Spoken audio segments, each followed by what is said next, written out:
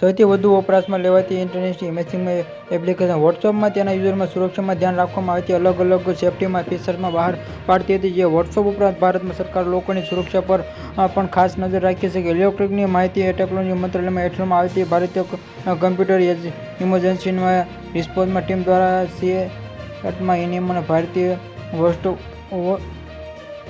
વોટ્સઅપમાંથી વપરાશકર્તા માટે સુરક્ષા ચેતવણી જારી કરી છે. સુરક્ષામાંથી ચેતવણી કરવામાં આવેલ છે.